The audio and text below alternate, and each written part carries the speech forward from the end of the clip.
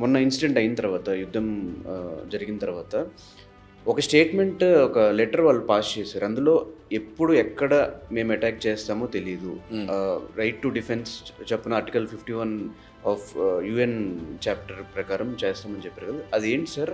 యుద్ధం చేస్తే వాళ్ళు ఎట్లా చేయబోతున్నారు ఏంటి? ఒకవేళ చేస్తే ఎక్కడెక్కడ ఏ ప్లేసెస్ టార్గెట్ వాళ్ళకి? ఫస్ట్లీ పాకిస్తాన్కి మనతో యుద్ధం చేసే సామర్థ్యం లేదు. 1971 వరకు వాళ్ళు ఆల్రెడీ 3 ప్రత్యక్ష యుద్ధాలు మనతో చేశారు, 3 ఓడిపోయారు. దాని తర్వాత కార్గిల్ ఏదైతే 99లో జరిగిందో that was a limited war, only 1 reason, right. పాకిస్తాన్కి ఆల్రెడీ తెలుసు ప్రత్యక్షంగా మనతోని యుద్ధం చేసే సామర్థ్యం లేదు కాబట్టే వాళ్ళు పరోక్షంగా ఒక జిహాదీ మూవ్మెంట్ అని తెచ్చి ఒక ఇన్సర్జెన్సీని ఫోమెంట్ చేయడానికి మొదలుపెట్టారు. ఓకే, పాకిస్తాన్కి మనం ఇవాళ మనకి తెలిసిన ఇన్ఫర్మేషన్ ప్రకారం 7 నుంచి 10 రోజులు యుద్ధం చేసే సామర్థ్యం ఉంది అంతే. ఆ తర్వాత వాళ్ళ దగ్గర ట్యాంకులు ఉన్నా కానీ ట్యాంకులో పోవడానికి పెట్రోల్ డీజిల్ లేదు. ఓకే, గన్నులు ఉన్నా కానీ గన్నులో పెట్టడానికి అమ్యునిషన్ లేదు. ఓకే, ఎయిర్ క్రాఫ్ట్ ఉన్నా కానీ ఎయిర్ క్రాఫ్ట్ ఎగరడానికి అగైన్ పెట్రోల్ డీజిల్ లేదు, రైట్. సో నేను అందుకోసమే అన్నాను, స్వీపింగ్ స్టేట్మెంట్ ఎవడిస్తాడు? సామర్థ్యం లేనివాడు స్వీపింగ్ స్టేట్మెంట్స్ ఇస్తాడు. సామర్థ్యం ఉన్నవాడు ఇండియాలాగా గమ్ము నుండి ఎక్కడ ఎప్పుడు ఎలాంటి దెబ్బ కొట్టాలో అలాంటి దెబ్బ కొడతాడు. All right. So don't believe in what Pakistan says. A lot of it is rhetoric. So you don't need to believe in that. రెండోది, ఎందుకు చేస్తారు అలాగా? ఎందుకంటే నేను మీకు ఏం చెప్పాను, భారత్ అనే బూచిని చూపిస్తేనే ఆ ప్రజలందరూ గమ్మునుంటారు. ఇప్పుడు వాడు ఏం చేయాలి మరి? బూచి బూచి అని అరుస్తూనే ఉండాలి. మేము ఇలా చేస్తాం అలా చేస్తామని ఛాతి కొట్టుకుంటూనే ఉండాలి. ఆ కొట్టుకోవడం ఆపేశాడు అనుకోండి, ఆ ప్రజలు వాడిని కొట్టడం మొదలు పెడతారు. So it's got nothing to do with India versus Pakistan. He's problem is Pakistan leadership versus Pakistanis. Political game. Yes, absolutely. So don't give too much weight to what a Pakistani says. పుట్టినప్పటి నుంచి అబద్ధాలు చెప్పుకుంటూ బతుకుతారు వాళ్ళు. ఠీకే, నేను ఇంకోటి చెప్తాను పాకిస్తాన్ ఆర్మీ గురించి. భారతదేశం ఆర్మీనేమో it's a very professional army in a very dynamic democracy which stands by the government of India, whoever is in power. Okay, Pakistan is not like that. Pakistan army owns 25% of the trade that happens in Pakistan. Industries, ఫ్యాక్టరీలు, agriculture, production, logistics, స్విగ్గీలు, ఇవన్నీ they are owned by Pakistan army. Officers ఏం చేస్తారు? కూర్చొని తినడానికి మరగలేదు. Okay, ఎవడైతే కూర్చొని దందా చేస్తాడో వాడు కొట్లాడడం మర్చిపోతాడు. అండ్ పాకిస్తాన్లో ఏం జరుగుతుంది? మీరు ఆ లీడర్షిప్ని తీసుకోండి, పొలిటీషియన్ తీసుకోండి, లేకపోతే వాళ్ళ ఆర్మీ లీడర్షిప్ తీసుకొని, ఠీకే, none of their kids follow any tenet of Islam as they say that Islam should be. ఆడవాళ్ళు బట్టలు ఇప్పుకొని తిరుగుతారు, మందు తాగుతారు, సిగరెట్లు తాగుతారు, యూకే బ్రిటన్కి వెళ్ళి చదువుకుంటారు. Okay, they are not fighting jihad. Okay, but Pakistan is using this thing called as Islam and Jihad to recruit the poor, weaker sections of Pakistan. డబ్బు లేని వాళ్ళను బలి పశువులు చేస్తున్నారు కానీ, ఓకే, అండ్ వాళ్ళ కోసమే ఈ డిమ్మకాలు కూడా. ఆ ప్రజలకు తెలియదు, because they don't have livelihoods. ఎవరికైతే పని ఉంటుందో, ఎవరికైతే తెలివి ఉంటుందో, ఎవరికైతే చదువు ఉంటుందో, ఎవరికైతే కొంచెం స్కిల్ కాంపిటెన్సీ ఉంటుందో, వాడు ఏం చేస్తాడు? గమ్మున పొద్దున 6 గంటలకు లేచి తన పనికి వెళ్తాడు, వాపసు వచ్చి అలసిపోయి పడుకుంటాడు. కరెక్ట్. జిహాద్లో ఎవడు జాయిన్ అవుతాడు? ఎవడైతే పని లేకుండా ఆవారాగా తిరిగి పని చేత కాదో, ఎవడైతే చెట్టు కింద నలుగురు నిలిచి కూర్చొని ఛాయ్ దాక్కుంటూ ఇదే విషయాలు ఆ విషయాలు మాట్లాడతారో వీళ్ళే అవుతారు జిహాదీలు. అండ్ ఆ పర్సంటేజ్ ఆఫ్ పాపులేషన్ పాకిస్తాన్లో ఎక్కువ.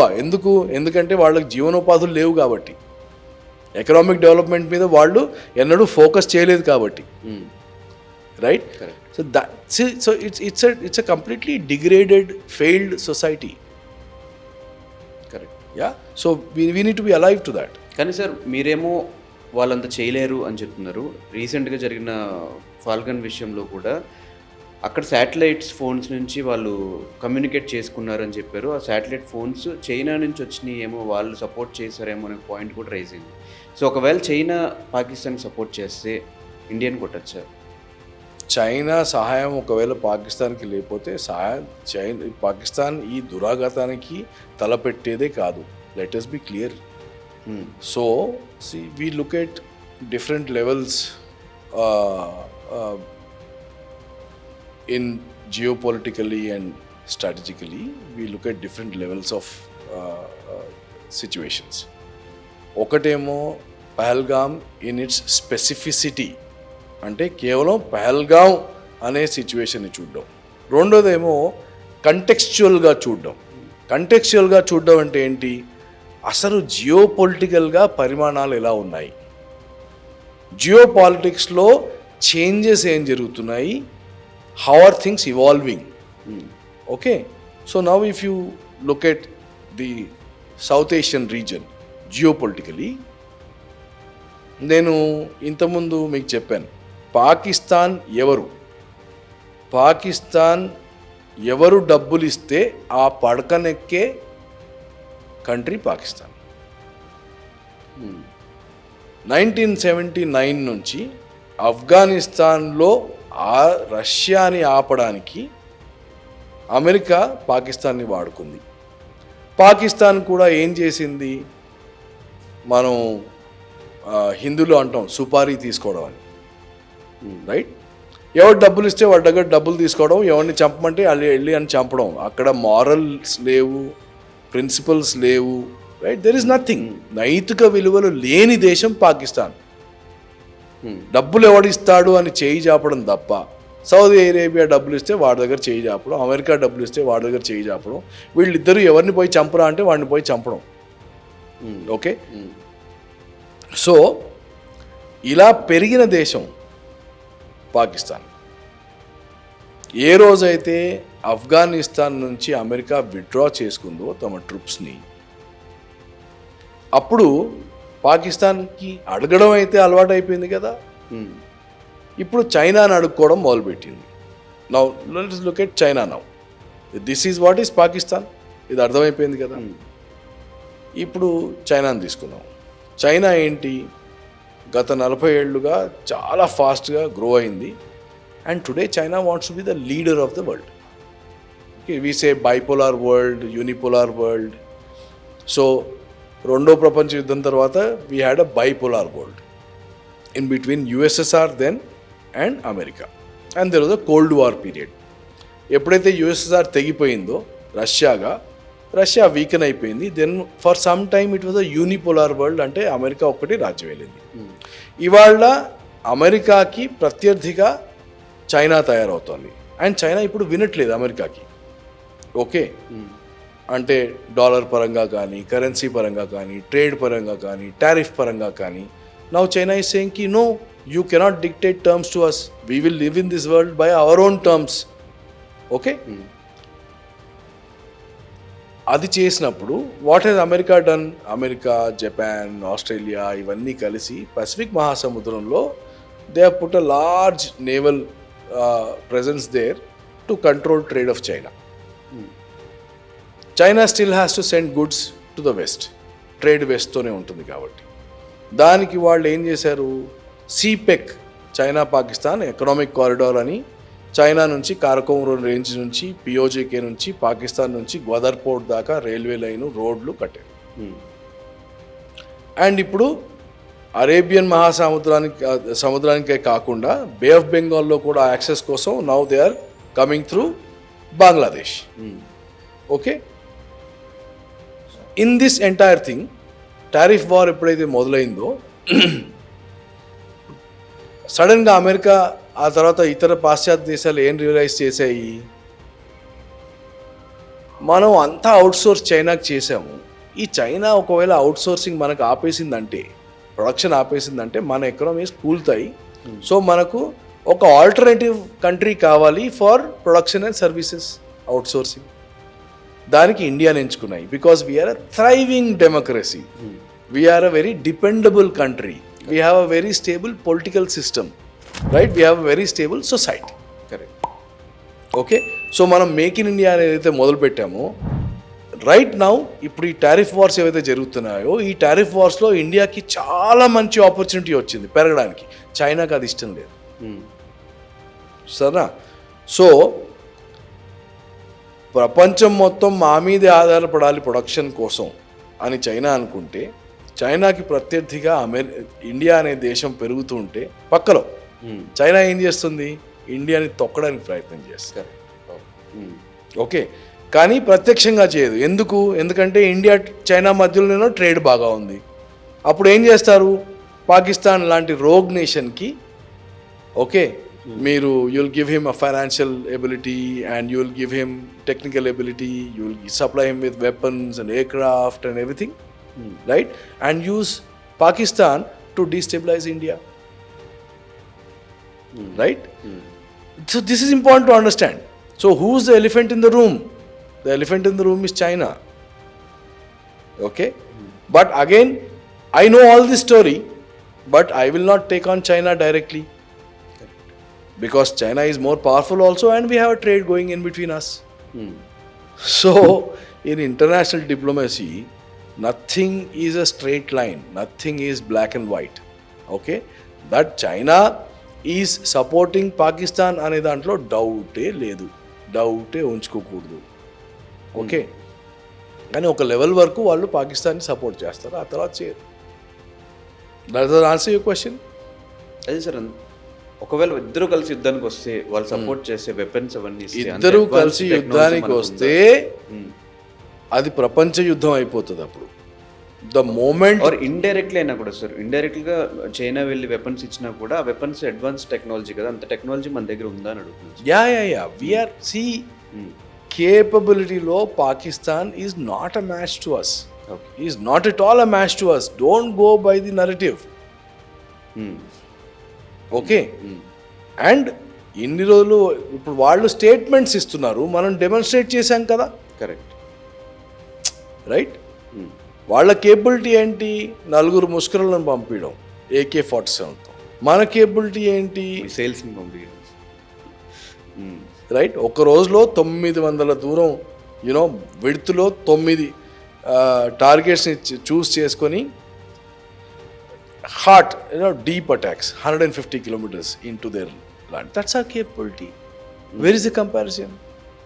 మన వాళ్ళు అక్కడికి వెళ్ళకుండా. So there is no comparison. Right? Satellite, what is satellite phone? ₹1,00,000 వస్తే నేను ఇక్కడ కొనిస్తాను నీకు satellite phone. Satellite phone is not high technology. Okay, so nothing to read in to it. So మరి ఇప్పుడు మన తెలుగు స్టేట్స్ పరిస్థితి ఏంటి సార్? ఒకవేళ అటాక్స్ జరిగితే తెలుగు స్టేట్స్లో ఏమైనా జరిగే అవకాశాలు ఉన్నాయా? ఈ సోషల్ మీడియాలో చాలా సర్క్యులేట్ అవుతూ ఉన్నాయి, ఏమైనా జరుగుతున్నాయి. హైదరాబాద్ కొన్ని ఏరియాస్ టార్గెట్స్ ఉన్నాయి, ఈ ఏరియాస్లో జరిగే ఛాన్సెస్ ఉన్నాయి 90% అని చెప్పి. నేను మీకు ఏం చెప్పాను? యుద్ధం అంటూ జరిగితే సామర్థ్యాన్ని ఫస్ట్ డిగ్రేడ్ చేస్తే శత్రువు ఆటోమేటిక్గా తన మోకాళ్ళ మీద పడతాడు. రైట్? సామర్థ్యం అంటే ఏంటి? ఇప్పుడు ఇండియా సామర్థ్యం అంటే ఏంటి? హైదరాబాద్ని తీసుకుందాం. మన దగ్గర ఒక ఐటీ ఇండస్ట్రీ ఉంది కదా, right? That is our engine of economy in Hyderabad. Correct. It produces jobs and cash rotation and everything. Then you take our industries. We have a pharma industry. We have other factories, for example. We have production capability because of that. Okay. We have research organizations. We have a DRDO, right? We have a HAL, BHEL, whatever, blah, blah. ఇవన్నీ సామర్థ్యాలు కదా మనకి. Okay, so శత్రుదేశం మన సామర్థ్యాన్ని ఎప్పుడైతే కొట్టాలనుకుంటుందో ఇవి critical assets అవుతాయి. ఇవన్నీ నేను ఇప్పుడు ఏదైతే మెన్షన్ చేశానో ఇది వేరే పట్టణాలలో కూడా ఉండొచ్చు. ఎక్కడైతే క్రిటికల్ అసెట్స్ ఉంటాయో, దేశం యొక్క సామర్థ్యాన్ని కొల్లగొట్టే వీలుంటుందో వాటిని కొడితే అవన్నీ కూడా నా టార్గెట్స్లలో లిస్ట్లోకి వస్తాయి. Okay, this is part 1. Part 2, now పాకిస్తాన్కి కేబిలిటీ ఉందా? పాకిస్తాన్ కేబిలిటీ ఉంది. వాళ్ళ లాంగ్ రేంజ్ మిసైల్స్ ఏవైతే ఉన్నాయో అవి ఇండియాలో ఏ కోణంలో కూడా any corner they can hit a target. range wise, capability wise, I'm saying. Having that capability, what is the risk of Hyderabad getting hit by Pakistani Air Force or Pakistani missiles is the next question. It is next to nil. ఎందుకంటే there is something called as a concept of defense in depth. అంటే మనం లోపట్టుకున్నాం పాకిస్తాన్ నుంచి చూస్తే. So 1000 km/h ఉన్న మిసైల్ని కూడా వాళ్ళు launch చేస్తే 3000 కిలోమీటర్లు రావడానికి 3 గంటలు అయితే పడుతుంది కదా. 3 గంటల్లో మనం వాడిని లాంచ్ని డిటెక్ట్ చేస్తాము, వాడి ట్రజెక్టరీని డిటెక్ట్ చేస్తాము, and we have enough air defence systems to intercept in the air itself. Yes. Okay, same thing for their air attack also. This is taken care of. Okay. Now if you take a city like Vizag, which is on the coast, which has the risk of being attacked by ships or submarines. కూడా అక్కడే ఉంది కదా sir. No, that's somewhere else. Okay. So the Pakistani submarines can come and attack, and it is closer to the coast కదా. వాళ్ళకి కూడా critical assets ఉన్నాయి కదా. ఓ ship yard ఉంది, నేవల్ ఇన్స్టలేషన్ ఉంది, ఒక ఏమంటారు స్టీల్ ఫ్యాక్టరీ ఉంది, capabilities. Okay. So the chance of Vizag getting attacked is higher compared to Hyderabad. Ala చూస్తే. Okay. Now let us come to another angle. So Pakistan అయితే హైదరాబాద్ని డైరెక్ట్గా అటాక్ చేయలేదు, చేసినా కానీ మనం ఆపేస్తాము. But there is a 0.5 front war that we speak about. అంటే ఇంతకుముందు మనం మాట్లాడుకున్నాం కదా, సబ్వర్ట్ అయిన మైండ్స్ ఏవైతే ఉంటాయో, స్లీపర్ సెల్స్ ఏవైతే ఉంటాయో, అవి కొన్ని దురాఘాతాలకు పాల్పడవచ్చు కదా. They can do an IED attack. మన రైల్వే పట్టాలు ఉంటాయి, వాటిని డిస్ట్రాయ్ చేయొచ్చు. లేకపోతే మన రోడ్లు ఉంటాయి. 1971లో జరిగింది, కొత్తగా నేను చెప్పేది మీకు. కంటోన్మెంట్ బయట రోడ్లన్నీ తవ్వేశారు కొందరు. ఇలాంటివి కూడా జరిగే అవకాశం ఉంటుంది. సో దానికి కూడా సతర్కంగా ఉండాలి మనం. Okay. So full blown war అయినప్పుడు హైదరాబాద్, వైజాగ్, విజయవాడ లాంటి ప్రదేశాలు will come in to the target list. But the chance of Hyderabad getting is very very low. The chance of Vizag getting hit because of its proximity to sea is a little higher. Okay. But the chances of internal subverted minds creating mischief is far higher. So, as citizens of this country, we should be alive to that problem. Okay. And we should also be alive that even if something happens, we should not turn it into communal hatred, because that is what Pakistan wants. Yes, correct. Okay. Yeah. So ఫైనల్గా sir, మా యూత్కి కానీ ఈ 2 days దీన్ని follow అవుతున్న వాళ్ళకి కానీ ఏదైనా ఇన్స్ట్రక్షన్స్ ఆర్ మాక్ డ్రిల్స్ జరుగుతున్నాయి ఒక పక్క నుంచి, సో ఏమైనా చెప్దాం అనుకుంటున్నారా? Nothing. I think 2-3 things I told you. The young minds are the most impressionable minds as far as social media is concerned. Yes. Okay. So unfollow all those Pakistani handles.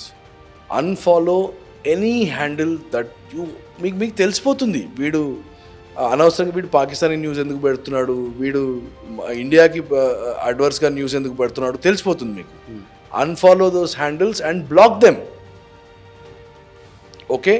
And stop sharing them and stop discussing them also.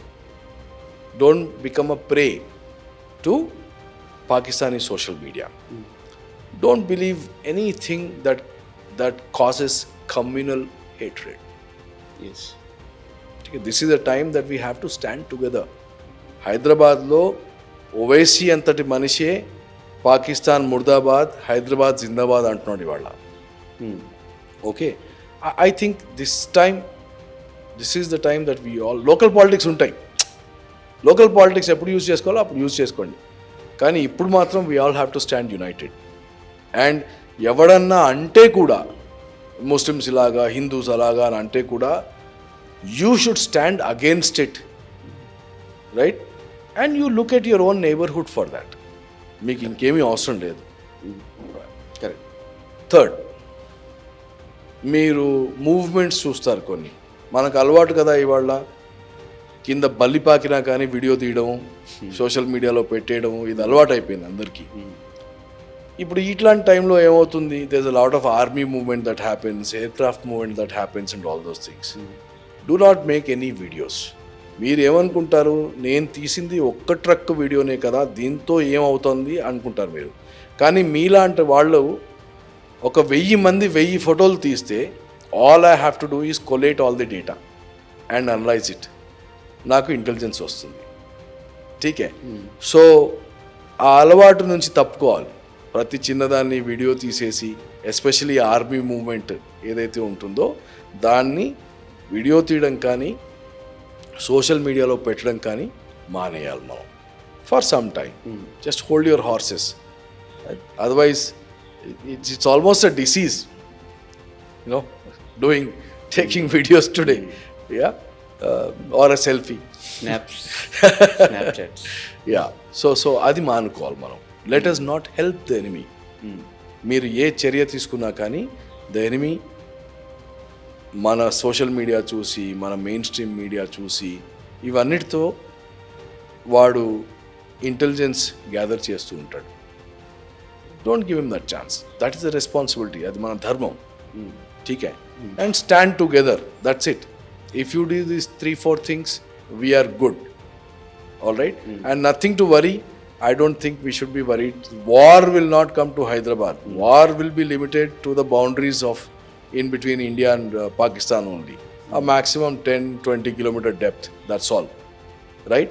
But remember, do you see the division that we have? Hindi speaking guy, I should not speak to him. You will see Tamil Nadu, some influencers and politicians speaking about Tamil versus Hindi. In Kannada you will see the same thing, right? But what is the actual reality? It is that same Hindi speaking guy today that is fighting there. And he is not fighting for Hindi speaking states, he is fighting for the entire India. Yes. Right?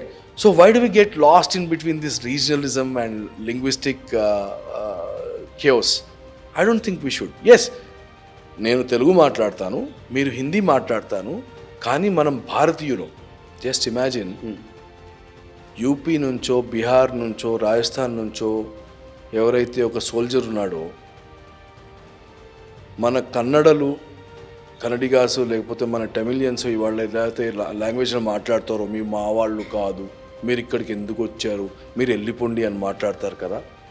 అలా ఇప్పుడు ఒక north Indian మమ్మల్ని కాదు కదా, మీరు కర్ణాటక వెళ్ళి వాళ్ళని చంపండి, మాకు సంబంధం లేదు అన్నాడనుకోండి, how bad is it? Right?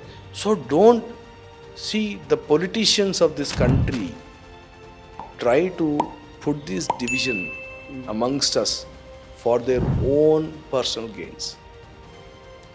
Okay? We should not become prey to it. We are all Indians. And there are powers today which want to divide us into small bits and pieces. We should not become their prey. This is what every youngster should learn in India. Yes. So thank you so much sir, మా స్టూడియోకి వచ్చి చాలా information ఇచ్చారు.